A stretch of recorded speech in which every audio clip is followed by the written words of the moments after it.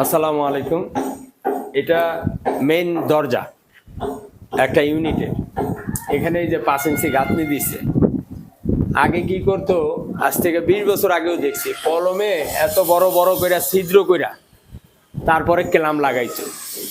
তো এখানে এই যে 5 ইঞ্চি গাঁথনি দিচ্ছে, এতে হইলো কি কলমটার মধ্যে আঘাত পড়লো না। এবং অনেকে আবার এখন ওই গাঁথনি না দিয়ে আরেকটা করে, যে এল সিস্টেম ক্লাম নিয়ে ড্রিল কইরা এই একটা মাইরা দেয়।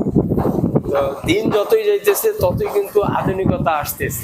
তা আধুনিকতার সাথে আমাদের থাকতে হবে। তো চৌকাঠ ফিটিং করছে সেটাও আমি একটু দেখাই। তো এই যে এখানে কিন্তু চৌকাঠ ফিটিং করছে যে 5 ইঞ্চি গাঁথনি পুরাটাই ঠেকাই দিছে। এটা অরিজিনালি নিয়ম কিন্তু গাঁথনি করে করা।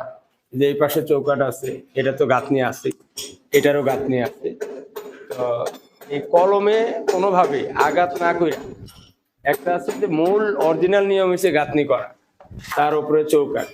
আর অনেকে আবার এই যে ফ্ল্যাট বাদ দিয়ে যে করে এল সিস্টেম, সেটাও ঠিক আছে, ওইটাও চলবে, কিন্তু অরিজিনালি নিয়ম হচ্ছে এইটা। তো এই জন্য ওই যে আমার ওই পাশের দরজাও কিন্তু আছে একই রকম। তো দিন যতই যেতেছে ততই আধুনিকতা হইতেছে, এবং এগুলো খেয়াল করে আমাদের কাজ করা উচিত।